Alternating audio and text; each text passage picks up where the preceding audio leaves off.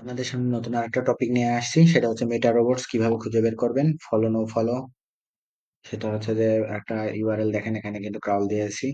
এটা দেখেন, পজ করলে পজ হয়ে যাবে। এখানে দেখেন ক্রাউল 100% হয়ে গেছে, কিন্তু এপিআই এখনো 40% দেখাচ্ছে। তার মানে পেজ স্পিড হচ্ছে 40% দেখাচ্ছে, 41%।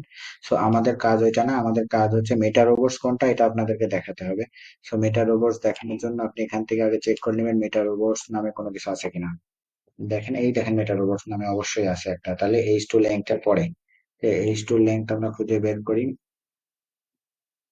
এইচ টু ল্যাংটার পরে দেখেন আমরা মেটা রোবটস, এই যে মেটা রোবট আমরা খুঁজে পাইছি। আসেন এখানে একটা ক্লিক করি, নিচে চলে গেলে আবার একটা ক্লিক করি, উপর চলে আসলো। দেখেন no index, no follow, no follow, no index, follow.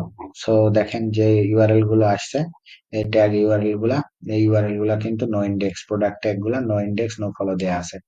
দেখেন এখানে no index, no index follow দেয়া আছে। দেখেন যেগুলো ভালো ইউআরএল, সেগুলো কিন্তু ইন্ডেক্স ফলো দেয়া আছে। দেখেন খুব সুন্দরভাবে আপনারা দেখতে পাবেন ইন্ডেক্স ফলো আছে। এটা খুঁজে পাওয়ার জন্য খুব বেশি আসলে প্রবলেমে পড়তে হয় না। স্ক্রিনিং ফর টেকনিক্যাল এসইও খুবই ভালো একটা টুল, এবং আপনি অনেক কিছু খুঁজে বের করতে পারবেন এই টুলটার মাধ্যমে।